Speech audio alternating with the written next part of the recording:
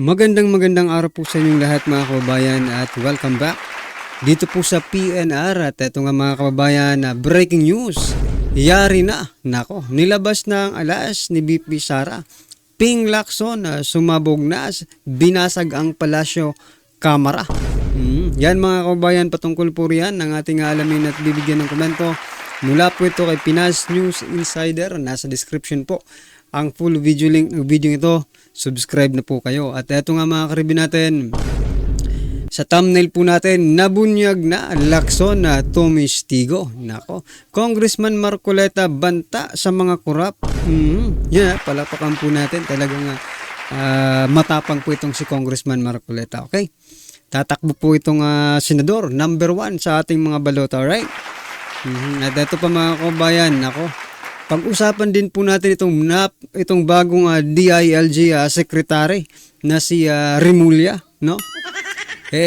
Mamaya mayroon po siya kasing statement na ninabas. Bigyan rin po natin ng reaction 'yan kasi mamaya na bigyan natin ng komento. Ito muna natin, ilatag muna natin yung mga topic natin, okay? Ito pa, PNP, no? Nako, nakasabat ng 13.7 billion na illegal drugs under PBBM. Nako, yan mga kabayan, bigyan rin po natin ng komento. Kung ano ba talaga yan. At ito pa, nako, itong hindi ito nakakagulat mga kabayan, no? Itong si Senator J.V. Ejercito, no? May ni-reveal, no? Sinasabi niyang may mga Chinamen na elected in the Philippines. Nako, hindi lang pala si Alice Go, mga kababayan. Alice Go, not alone. Nako, pag-usapan po natin yan kasi malamang sa malamang, you will agree to Senator Ejercito, di ba? At ito ang last mga kababayan, bakit nga ba, no? Bakit nga ba naging world's most popular leader si dating Pangulong Duterte? Mamaya i-share natin yan. At ito na nga, simulan na po natin dito kay Congressman Marcoleta. Yari yung mga patulog-tulog dito. Ito, pakinggan po natin. Oversight is an equally important function of Congress that has been forgotten for years. Yun po ang isa sa tututukan natin. Ano po yung mga priority bills na unang-una nyong ipafile pag upo nyo po? Napakarami po. Ang gusto ko lamang pong bigyan ng emphasis ay yun pong oversight function ng Kongreso. Hindi po lamang importante yung paggawa ng mga magagandang batas. Mas importante ay kailangan pong merong magbantay sa pagpapatupad ng mga ito. Sa House of Representatives, napakarami po ng mga batas. Ngunit nagkaroon po ng problema yung pagpapatupad. Kagaya po ng IPIRA, isang reliable, secure, and affordable rates of electricity in this country. On yung local government code, up to 42,000 plus barangays, how many percent are able to stand on their feet? 2%. Yung decentralization, yung autonomy yung sinasabi ng batas. Meron po ba? Wala po. Sa sakahan, there should be a guaranteed price for palay. There should be a dedicated area for farming. Kahit anong mangyari, wag niyong i-convert yung mga yan. 25% of the total loanable fund of banks, private and public, should be allotted to farmers and beneficiaries of agrarian reform. Nangyayari po ba? Hindi. So yun mga kababayan, mukhang base po dyan sa sinabi ni Congressman Marcoleta, mukhang this is more concrete, no? Solution na siguro ko bumaba ang presyo ng bigas. Kaysa doon sa sinasabi ni PBBM na pabababayin natin hanggang di ba? 20 pesos without any linalalatag, no? Wala siyang nilalatag na mga plataforma or ano yung gagawin niya. But dito kay Congressman Marcoleta mga kabayan, pwedeng mangyari tingnan nyo diba? As long as the government is sinusustentuhan or tinutulungan yung ating mga magsasaka, di ba? Kaya ganito po tayo. Hindi po maganda na makagawa tayo ng napakaraming batas. Ngunit ilalagay lang natin sa cabinet. Sayang na sayang po. Yan po ang isa sa tututukan natin. So yan mga kabayan, abangan po natin si Congressman Marcoleta dyan sa Senado. Napaka-exciting nito, no? Tama naman napakarami na nating batas, no? Ang kaso nga lang, yung pag-implement, yung execution, no? Nasa executive kasi, ha? O, ano masasabi niyo dyan? Well, anyway, Congressman Marcoleta for Senator, mga kabayan, baka naman, di ba? O, eto na yung sinasabi ko, mga kabayan, ha? Pogo Hub sa Cavite, ha? Ipapasara, umano, ni DILG Secretary Remulla. Ang masasabi ko lang dito, what the heck? Di ba? Bakit nung panahon ni former DILG Secretary Abalos hindi na ipasara? Bakit ngayon lang natablan ba ng hiya itong si Secretary DILG Secretary Remulla? Dalawa na po kasi yung Secretary Remulla no? Kailangan natin DOJ Secretary at saka DILG Secretary Remulla, no? Ganun ba talaga katatalino yung Remulla? Para well anyway, it's not about intelligence naman It's about connection. Anong masasabi niyo mga kababayan dito sa pagpapasara? Di umano ng Pogo Hub dito sa Island Cove sa Cavite. Ano ba ito? Dahil ba siya na ang DILG Secretary, di ba? Parang ano ba, sige, parang mukha akong malinis, no? Ko-close ko na to. Ipapasara ko na to para at least people will trust me. Di ba? People will trust DILG Secretary Remulla. Well, anyway, ano po ang take niyo dyan sa pagpapasarang yan, alright? At ito na nga mga kababayan, PNP, 13.7 billion illegal drugs seized under Marcos administration. Anong ibig sabihin nito? October 8, ang naisip ko lang baka nagpapasikat. Or kauupo lang kasi ng bagong DILG, di ba? Alam naman po natin yung PNP is under the DILG di ba? Branch kumbaga. Nasa under po ang PNP ng DILG. Bago po yung DILG secretary natin, kailangan po maglabas ng ganito. To make them clean. Yan nga po yung sinasabi ko. To make them look clean, di ba? And responsible, ganun. Nagtatrabaho. Pero ang tanong nga ng taong bayan, no? Kasi linabas nyo na ito, 13.7 billion. Ang tanong ng taong bayan, nasaan na po yung driver? Yung driver na nasa kote doon sa checkpoint, mga kababayan. Sa checkpoint. Yung nagdala ng van, napakarami pong laman. Nasaan na po siya? Yun po yung tanong kasi hanggang ngayon, wala nang lumabas na balita, simula nang nahuli. Grabe naman, wala nang follow up. Well, anyway, congratulations pa rin mga kababayan. What do you think? Worth it naman yung ginagawa ng PNP, di ba? 13.7 billion. Yan ang nasa kote. Manila Times. Ito. Philippine National Police Drug Enforcement Group, no? Reported on Wednesday that the cumulative value of illegal drugs seized in 2 years. 2 years na pala ito, no? Na kanilang nasa kote. Under Ferdinand Marcos Jr., yan, administration hit 13.7 billion. Nako.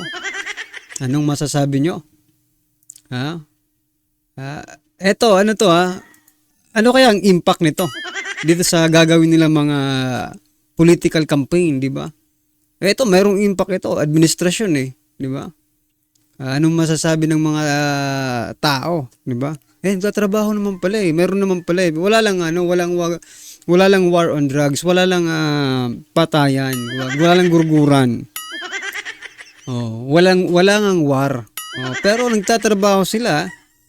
Anong kayang klaseng ito Abutan na lang. Ganun. Kasi walang war Well, anyway, nasa sa inyo na po yun. Yan ay atin ay opinion lang naman, di ba? Eto pa, eto ang matindi. Ha? Si Senator J.B. Ejercito, mga kabayan, sinabi niya po, eto, Alice Go not alone. J.B. Ejercito reveals elected Chinaman in the Philippines. Nako. Eto, Senator J.B. Ejercito revealed that he has met elected Philippine officials who are obviously Chinese nationals, raising the possibility that the Alice Go case might not be an isolated incident. Ano kaya ang masasabi dito? Iinit na naman ng ulo dito ni Senator Reza Hontiveros.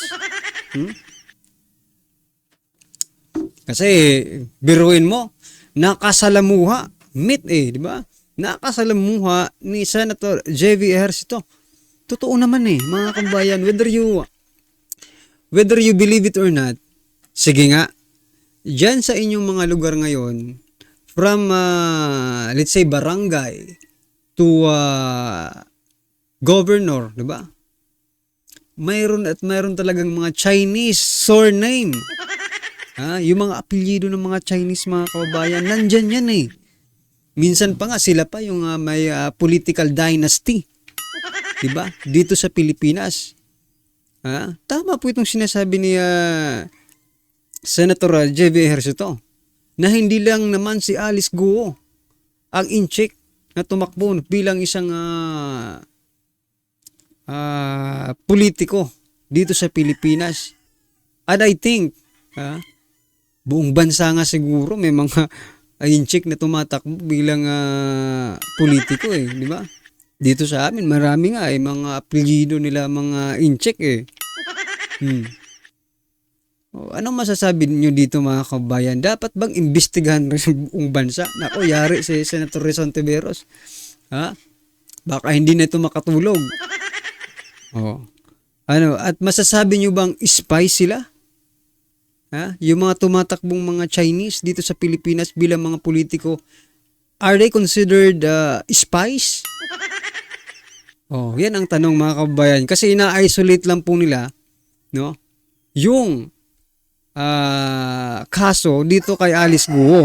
Wherein, mga kababayan, na posible na ito mga politikong Chinese are also spies. Paano ba yan? Siguro ko kailangan gumawa ng batas. Ito batas na naman. Kailangan gumawa ng batas na walang apelyido, walang lahi, walang ni isang katiting na dugo. Ganun ba ang ibig sabihin ni ni Reza Hontiveros? Walang katiting na dugo ng anumang foreign, no? Foreign na blood. Paano yan Paano si Representative Erwin Tulfo? Diba? Na nabuking na nga. Na hindi nga Pilipino.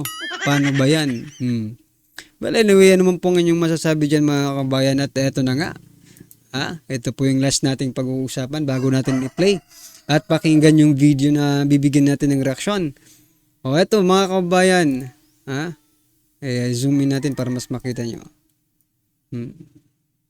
Golf news. Duterte is the world's most popular leader. Here's why. No?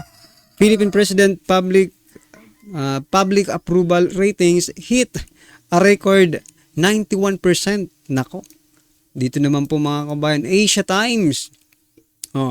Why Duterte is the world's most popular leader. Yan Philippine President approval ratings hit 92 despite widespread perceptions he has bagged nation's health and economic crisis. No? Yan, mga kabayan, ano ang masasabi nyo dyan?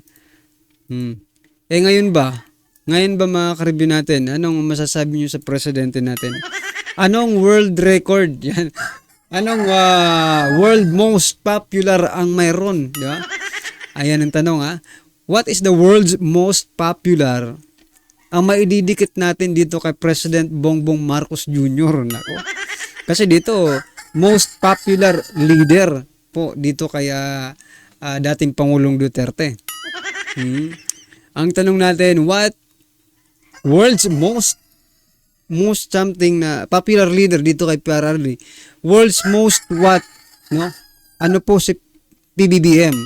World's most what, no? Comment nga po sa baba para malaman natin kung ano po ang inyong mga opinion, no? O, at ito na nga mga kabayan, sama-sama at sabay-sabay po natin pakinggan. Ito about po ito kay former Senator Lacson. Ito, pakinggan po natin at bigyan natin ng komento. Ito na po. Ito ang balita ngayon, trending at pinag-uusapan ngayon sa mundo ng social media. Ang di umano'y balitang matapos kumalas sa senatorial slate sa partido ni Pangulong Bongbong Marcos at tatakbong independent muli sa pagkasenador, ang dating Police General na si Pamphilo Ping Lacson ay tila binasag na ang katahimikan at nagsalita na hindi man pinangalanan, ngunit tila sa pool sa katotohanan ang di umano'y mga kabulastugang pinanggagawa ngayon ng mga mambabatas sa Kongreso at ng gobyerno ngayon. Ayon pa sa marami sa ating mga kababayan. Kaya kumalas di umano. Pero ito mga kabayan, wag po tayong papabudol dito kay former Senator Lacson. Alam niyo po ba, no? Marami na pong nag-share about dito sa ginawang batas, no? Ni former Senator Lacson na liquidation by certification. At yan po ang ginagamit ngayon, ha? Na bilang shield, no? Itong mga corrupt na politiko, no? Kaya hindi po sila na-audit ng COA, di ba? Kasi certification, liquidation by certification lang. Meaning mga kabayan, pwedeng gawa-gawa lang. Certification lang marami pong paraan para gumawa ng mga certificate, di ba? Oh. At saka sa certification mga kabayan, yung 100,000 pwedeng maging 1,000,000 or pwedeng pababain, di ba? Kaya wag po tayong magpalinlang. Baka akalain nyo, tama naman talaga si former Senator Lacson. Yes, tama siya. No? Tama siya sa pagkalas niya dyan sa alyansang yan. But, let us not forget, no? Yung ginawa niya na liquidation by certification, which is being used by the Kamara and the upper house. So, yan lang po ang pinugusto kong i-point out dito. Huwag po natin kalimutan yan, no? Na yan po ang nagiging shield, no? Ng mga korap politiko. Ang dating Police General at senador sa partido ng kasalukuyang administrasyon ngayon sa senatorial slate ito ay dahil tila di masikmura di umano ng dating senador ang mga pinanggagawa ngayon ng gobyernong Marcos. Totoo kaya ito mga kababayan? Ating alamin. Pero bago ang lahat, kung bago ka pa lamang sa aming channel, please huwag kalimutang mag-like, subscribe at i-click ang notification bell para mas maging updated ka pa lalo sa lahat pa ng bagong video na i-upload namin. At eto na nga mga kababayan. Ang tama ipaglaban, ang mali labanan. Ito ang mga salitang nagsilbing patuloy na gabay ni dating Senator Pamphilo Lacson na naging maingat noon sa mga usapin ng Kaya mga kabayan, kung yan po ang motto, no, or slogan ni former Senator Lacson na ang mali ay labanan, ang tama ay paglaban. Something like that, no? Pero teka lang. Baka may mali dito. Kung ang mali ang labanan, why are you with, no? This alyansa na kung saan, no? Sa bagay, linalabanan niya nga di ba? Tama naman, palakpakan natin. Linalabanan niya po. Yung alyansa kasi hindi na po siya pumunta doon. Gusto niya nang maging independent, no? But still, nandun pa rin po yung pangalan niya, dala-dala pa rin po, no, ng administrasyon wherever kung saan sila magangampanya. Kaya questionable rin yung sinasabi niyang labanan yung mali. Kung tama ipaglaban, ganun ba 'yon? Ma-questionable rin di ba? Kasi alam mo na, nakikita mo naman yung ginagawa ng administrasyon ngayon, tapos yan pa ang sasabihin mo. Wherein kung mali ang labanan ang mali, why don't you fight for this, di ba? Sana hindi ka na lang pumunta sa kanila. Kung gusto mo talagang labanan. Wala rin. Sablay rin mga kababayan. Para sa akin sablay rin yung sinasabi niyang labanan yung mali. At tama ipaglaban. Kasi nakikita naman natin kung didikit siya sa administrasyon, it's a very big, a very big X na yan, no? Maling-mali na po yun. It is against sa statement niya, di ba? Well, anyway mga kababayan, ano man po ang inyong reaksyon, opinion at komento, kritisismo sa video ito, i-comment lang po sa baba para at least alam po ng ating mga kababayan ang inyong opinion. Maraming salamat po.